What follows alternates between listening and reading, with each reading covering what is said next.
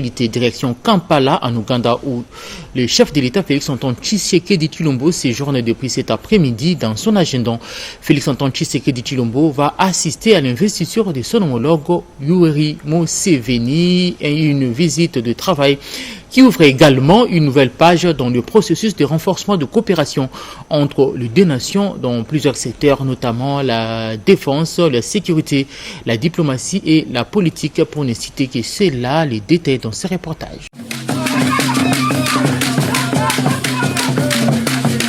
La consolidation de relations bilatérales d'amitié et de coopération entre la République démocratique du Congo et l'Ouganda à travers des projets structurants d'intégration régionale est à l'ordre du jour à Kampala, qui accueille ce lundi 12 mai 2026 la cérémonie de prestation de serment et d'investiture du président Yoweri Kaguta Museveni, réélu pour un nouveau mandat à la tête de son pays lors de la dernière présidentielle. Invité par son homologue ougandais à cette cérémonie, le président de la République Félix-Antoine Tshisekedi Tshilombo est arrivé ce lundi 11 mai à Kampala pour une visite de travail de 48 heures dans la capitale de l'Ouganda. Bref, cérémonial d'accueil à l'aéroport international. Le cortège présidentiel s'est ensuite ébranlé vers le centre-ville d'Entebbe. Premier temps fort de la journée, la rencontre de deux chefs d'État au State House, le palais présidentiel. Le président de la République Félix-Antoine Tshisekedi Tshilombo a été chaleureusement accueilli par son homologue de l'Ouganda, Yoweri Museveni. Chaud de poignée de main, les deux hautes personnalités ont eu un tête-à-tête d'une heure élargi à quelques membres du gouvernement congolais et ougandais. Ils ont ensuite rejoint au chapiteau du palais présidentiel leurs délégations respectives, arrivés au terme des travaux de la réunion interministérielle de la 9e commission permanente conjointe entre la République démocratique du Congo et l'Ouganda, des travaux qui ont abouti à des conclusions jugées convergentes pour la signature d'accords bilatéraux. Dans son allocution, le président Yoweri Museveni a fait le point des échanges fructueux qu'il a eu avec son homologue de la RDC Félix-Antoine Tshisekedi Tshilombo sur le plan de la sécurité, des infrastructures avec le projet de la route de Kassindi, Beni, Butembo, des commerces avec notamment l'exploitation en commun du pétrole. Intervenant à son tour, le président de la République a aussi salué le contenu des échanges avec son homologue ougandais, échanges qui ont permis l'évaluation notamment de la collaboration entre les forces armées de la RDC et de l'Ouganda, qui devrait se poursuivre et se renforcer, et de la coopération bilatérale à travers la signature des protocoles d'accord. Le tout pourra bien se dérouler pour le bien-être des populations de deux pays grâce à la paix, a renchéri le chef de l'État. Les Africains, entre eux, ne commercent pas suffisamment. Il y a, selon les experts, selon certaines statistiques, que 7% d'échanges entre Africains. Le reste des échanges, nous, Africains, le faisons avec le reste du monde. C'est inacceptable. J'estime que la priorité doit être donnée aux Africains, au commerce entre Africains. Et là, comme je disais, c'est une étape importante qui va nous amener évidemment à franchir ce cap. Bien entendu, moi, je ne ramène tout cela qu'à une seule condition sine qua non, c'est-à-dire le besoin d'avoir la paix et la stabilité. C'est avec ça seulement que nous pourrions évidemment évoluer et voire même augmenter les échanges commerciaux entre nos pays. La rencontre de deux chefs d'État a été sanctionnée par un communiqué conjoint et la signature des protocoles d'accord issus de la réunion interministérielle de la 9e commission permanente conjointe entre la RDC et l'Ouganda, 6 au total dans le domaine de transport, la coopération entre l'autorité ougandaise des zones franches et l'Agence nationale de promotion des exportations, le renforcement du commerce bilatéral, l'administration publique, les technologies de l'information et de la communication, l'utilisation interétatique des ressources et des sauvetages et le développement du tourisme.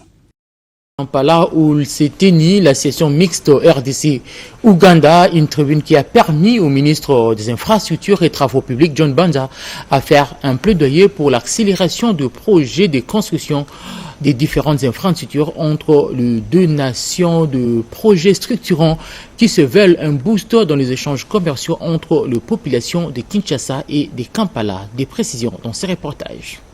La République démocratique du Congo et l'Ouganda sont déterminés à raffermir la coopération bilatérale dans les domaines sécuritaires, des infrastructures et du commerce transfrontalier. À la 9e session de la commission mixte RDC-Ouganda, tenue à Kampala, le ministre des Infrastructures et Travaux publics, John Banzalunda, a fait les plaidoyers pour l'accélération des projets RDC-Ouganda dans les domaines des infrastructures et travaux publics. Cette session, coprésidée par la ministre des Affaires étrangères, Thérèse Kaikwamba, et son homologue ougandais, Odondo Gégé Aboubakar, était placée sous les thèmes « Accélérer la prospérité partagée, le commerce des infrastructures et la sécurité pour une stabilité régionale renforcée et une transformation socio-économique ». Au cours de ces assises, les deux parties ont validé plusieurs projets d'accords de partenariat. Il y a notamment la construction des postes frontaliers à arrêt unique et des marchés transfrontaliers modernes de Kasindi,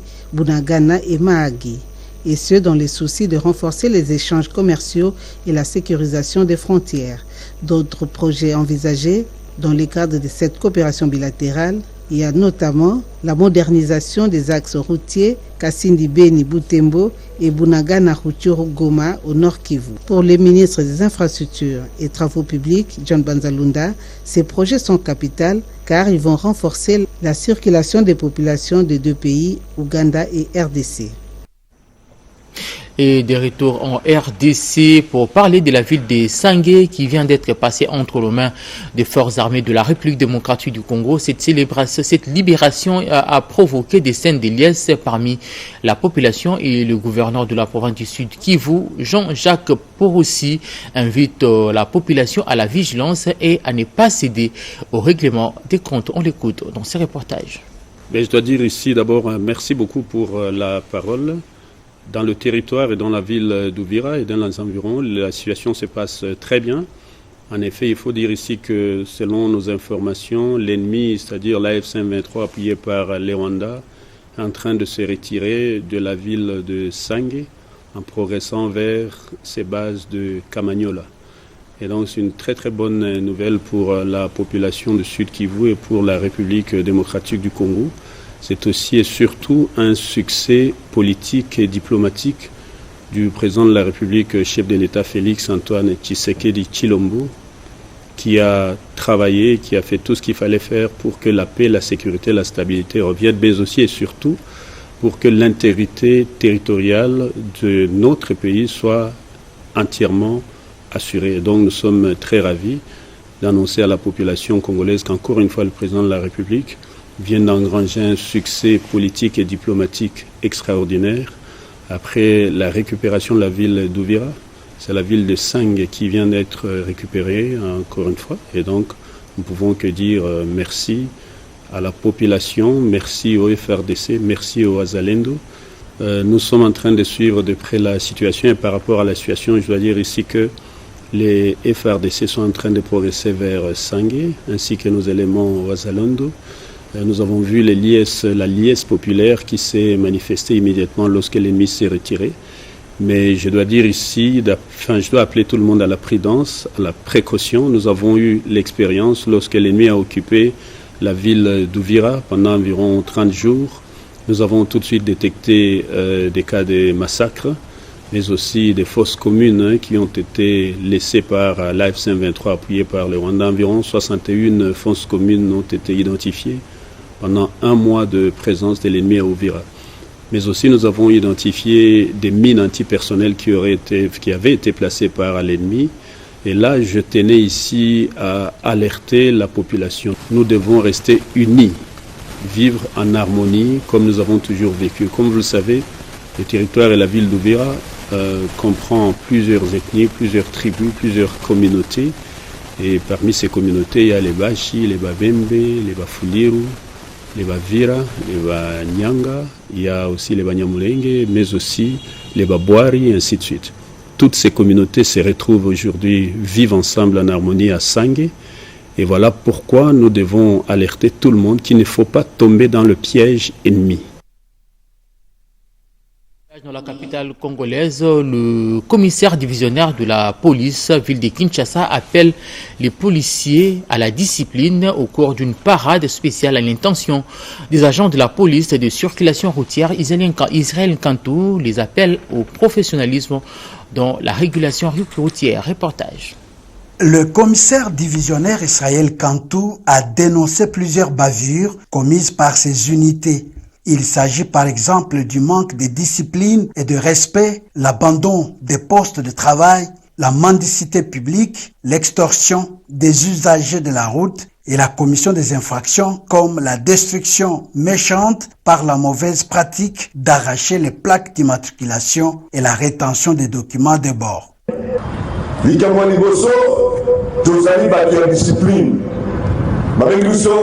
Unité spéciale. Premièrement, vous êtes appelés à la discipline dans tous vos actes. Vous devez vous distinguer dans tout ce que vous faites. N'arrêtez pas un véhicule qui n'est pas en contravention. Il est strictement interdit aux agents de l'ordre qualifiés de conduire les véhicules d'un usager, même s'il est en infraction. Aussi, il est interdit de frapper, insulter, de se tirailler avec les usagers. Vos mauvais actes font tomber sur moi des insultes de toutes sortes. Comme papa, j'accepte.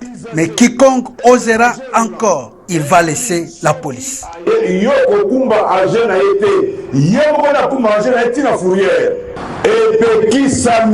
Le commandant ville a également dénoncé les abus du service des fourrières qui se donnent au remorquage des véhicules des tierces, parfois sans motif valable. Il a cité par exemple les cas d'un véhicule remorqué avec à son bord des élèves en provenance de l'école. Séance tenante, 3 policiers surpris en état d'ébriété aux heures de service et se donnant aux injures ont été radiés de la police de circulation routière et des services de fourrières de remorquage. Bien avant cette parade nocturne, le général Israël Kantou Bakoulou avait présidé dans la nuit de vendredi une autre parade mixte à l'intention cette fois-ci des policiers militaires qui œuvrent dans la garnison de la Tchangou et de l'Ancelé avec la participation des autorités civiles comme les chefs de quartier, des avenues, la société civile et les confessions religieuses.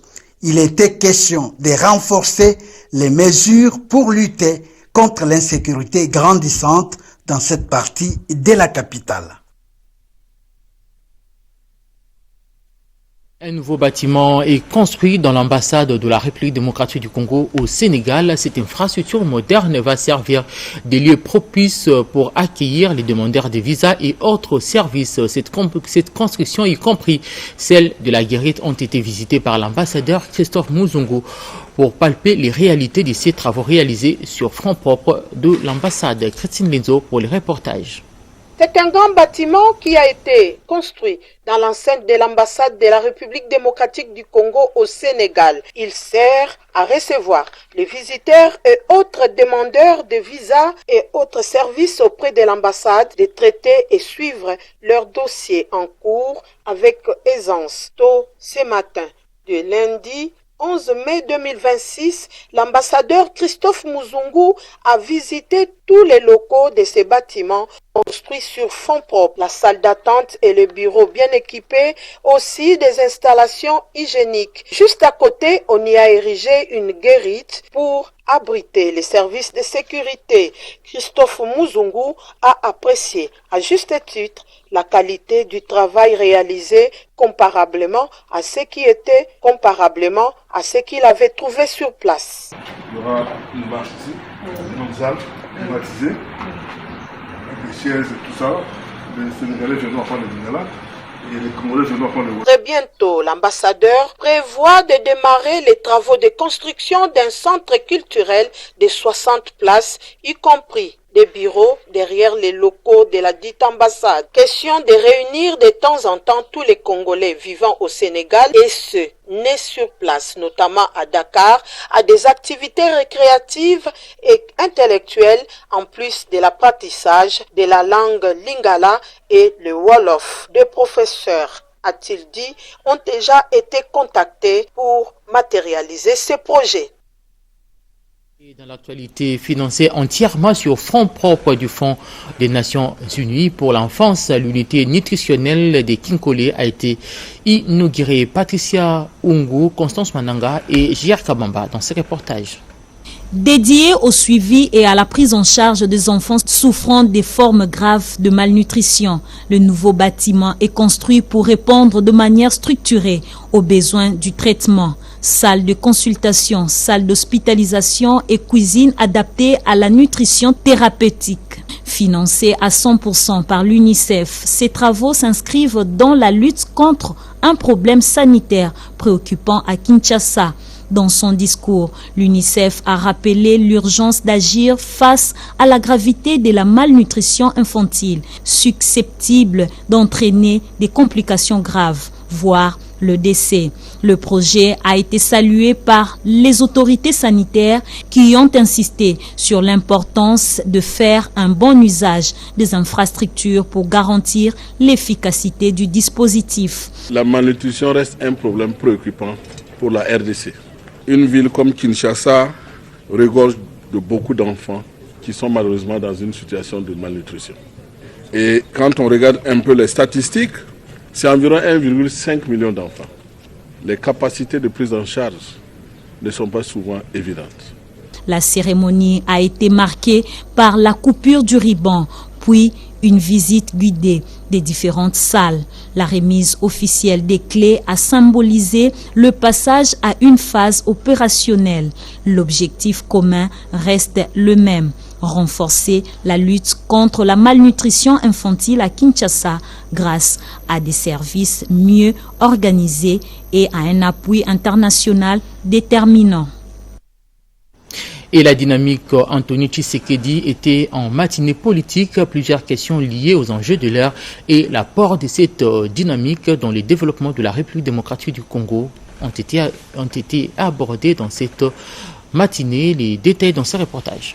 Parmi les points évoqués lors du récent point de presse du chef de l'État figurait celui relatif au prolongement de son mandat. À cette question, le président de la République, Félix Antoine Tshisekedi Tshilombo, a relevé que s'il devait briguer un troisième mandat, cela serait issu d'une volonté manifeste de la population. Ainsi, les jeunes de la génération Anthony Tshisekedi, au regard de nombreuses réalisations à l'actif du chef de l'État, parmi lesquelles la gratuité de l'éducation et de la maternité, la construction d'universités à travers la République et tant d'autres actions visant à hisser plus haut l'étendard de la RDC. Ainsi, ils appellent la jeunesse congolaise qui représente en elle seule près de 80% de la population congolaise à rester unie pour une cohésion nationale afin de soutenir la vision du chef de l'État Félix Antoine Tshisekedi Tshilombo. Des axes phares du speech du chef de l'État Félix Antoine Tshisekedi Tshilombo lors d'un face-à-face avec le chevalier de la Plume ont inspiré la jeunesse de l'Union sacrée de la Nation regroupée au sein du MRGCO lors d'une matinée organisée pour la circonstance. Cette jeunesse a passé au crible les questions d'actualité abordées au cours de cette conférence de presse. Pierre Ombouyou. Passer au crible de manière rigoureuse la situation politique de l'heure, en scrutant religieusement tous les aspects et axes phares développés par le chef de l'État, Félix Antoine Tshisekedi Tshilombo, et d'autres politiciens congolais lors de leur face-à-face avec le chevalier de la Plume congolais et la presse internationale. Bel exercice républicain auquel s'est donné à cœur joie une frange de la jeunesse, mouvement associatif et regroupement socio-culturel des structures affiliées au mouvement de réveil de la jeunesse congolaise, MRGCO, l'un des membres de l'Union sacrée pour la nation. À travers une déclaration d'inefficacité socio-professionnelle avérée, les MRGCO, par le biais d'un communiqué de presse, a crevé l'abcès en soumettant à la nation congolaise tout entière et à la plus haute autorité du pays les propositions républicaines ci-après. Instaurer l'état de siège ou de guerre sur toute l'étendue du territoire national. La priorité absolue demeure la restauration de l'intégrité territoriale et surtout de l'autorité de l'État sur l'ensemble du pays. La mise en place d'une commission d'enquête sécuritaire et judiciaire composée des différents services de sécurité ainsi que du procureur général près de la Cour de cassation. À travers cette socialisation de haute portée nationaliste, le mouvement de réveil de la jeunesse congolaise réaffirme son soutien total au FRDC, au Wazalendo et à toutes les forces engagées pour la défense de la patrie. Il appelle pour ce faire la jeunesse congolaise à la vigilance, à l'unité et à la mobilisation générale derrière le chef de l'État Félix Antoine Tshisekedi Tshilombo pour libérer les territoires occupés et restaurer la paix durable sur toute l'étendue du territoire national. À Limete, la réouverture de la boulangerie Congo Pain suscite une vague de réactions au sein de la population fermée les vendredis derniers pour des raisons liées aux mauvaises conditions de travail du personnel. Cette boulangerie a repris ses activités malgré les inquiétudes persistantes des habitants. Plusieurs riverains dénoncent une décision précipitée et estiment que l'établissement devrait rester fermé jusqu'à l'amélioration effective des conditions d'hygiène et de sécurité. Reportage. La décision de la fermeture d'une boulangerie située à Limete 15e rue, prise vendredi dernier par les services compétents, continue de susciter des vives réactions au sein de la population. Cette mesure des inspecteurs judiciaires faisant suite au constat d'un manque d'hygiène adéquat dans cet établissement fournit insalubre chronique, danger des morts, dignité humaine bafouée, mauvaises conditions des travailleurs, l'on pouvait également relayer la précarité malsaine environnementale jugée défavorable. Une occasion pour les autorités de procéder au verrouillage de cette pâtisserie. Chose étonnante, la population a constaté la réouverture de cette panification Congo Pain dans chacun de ses départements, dans différents quartiers de la capitale. Je cite, à Limete, à Lemba Salongo, à Lemba Terminus, à Mokali 1 et 2, à Mikondo, au quartier 3 et à Riflar. Pendant que cette dernière a été scellée les week-ends derniers. Indignée de constater cela, la population lance un cri d'alarme aux autorités compétentes. En les en croire, le gouvernement est censé protéger ses gouvernés. Mapa propreté exacte, même babac très sale. Est-ce que contrôle les salles mapenza? Mapa population solia, mapa et bani bat balingango de depuis longtemps de l'air à mapa. Mais salité les qui, ils a propreté, libanda nango nakati, babepo, babac. C'est allé même ici quand on est sur le mapa, c'est très sale. En tout cas, l'État l'a dit que Bolandela, parce que ça mbongo belé. Une action qui était autrefois saluée et acclamée par la population tourne au vinaigre aujourd'hui par cette mesure contraignante, démontrant l'insouci de protéger la santé des Congolais contre ces opérateurs économiques véreux jouant avec la sécurité sanitaire sur l'autel du profit.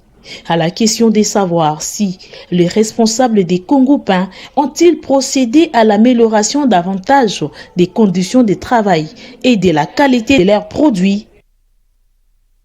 L'ouvrage Femmes-Éléphants a été une fois de plus exposé devant un public diversifié réuni au bâtiment de l'administration provinciale de la santé. L'auteur de cet ouvrage, Manas Dos Daniel, relance dans ses livres les débats ancestrales et réveille instinct matériel africain, nous dit Christine Linzo et Raphaël Sadi. L'ouvrage Femmes-Éléphants, la destinée ne meurt jamais, a été explicité dans une trilogie littéraire débutée le 5 mai et qui a pris fin le 9 mai 2026. Son auteur Manas Dos Daniel a, au cours de ces derniers cafés littéraires tenus à l'inspection provinciale de la santé, résumé ce moment qui nous renseigne sur une femme extraordinaire vivant dans un village éloigné, Nkumu, et qui sait parler avec les éléphants. La femme éléphant nous a appris à nous défendre, à nous départir de l'esclavagisme mental que nous avons subi depuis l'époque coloniale et dont les effets continuent à se manifester dans les chefs de nos dirigeants. Femme éléphant relance les débats ancestrales et réveille l'instinct maternel africain à renchérir l'écrivain Jean-Paul Ilossi, tout comme l'acteur de la société civile Didier Ekabela, qui a évoqué l'identité et la conscience collective. Voilà pourquoi nous avions écrit Femme éléphant, pour expliquer à nos compatriotes, pour expliquer à nos Africains que nous avons une force à l'intérieur de nous. Nous avons une force à l'intérieur de nous. Nous pouvons devenir grands et nous pouvons appeler les autres à venir vers nous. Selon les philosophes Jean-Pierre Boala, l'écrivain Manas Kos Daniel amène les lecteurs à transformer les faiblesses en force. Les thèmes qui ont été développés vont aider la jeunesse à se prendre en charge, de changer les faiblesses en force. On ne peut pas souffrir parce qu'on n'a pas d'emploi, mais on peut devenir employeur soi-même. Clôturant ses activités à Kinshasa, l'écrivain a appelé ses lecteurs à s'approprier ses livres pour appréhender toute la richesse contenue dans cet ouvrage et qui ne meurt jamais. Ces remerciements s'adressent à tous les Banaïkanga ayant apporté leur soutien, à leurs frères Manas Kos, Daniel et au professeur Jacques Njoli, rapporteur du Sénat.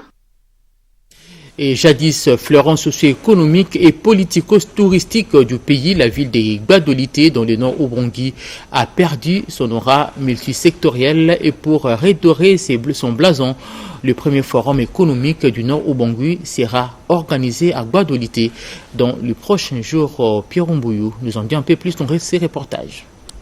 Du 21 au 22 mai prochain, la ville de Gbadolité, capitale provinciale du nord Ubangui, va vibrer au rythme de la tenue de la première édition du Forum économique de la province du Nord Ubangui, FEPNU en sigle.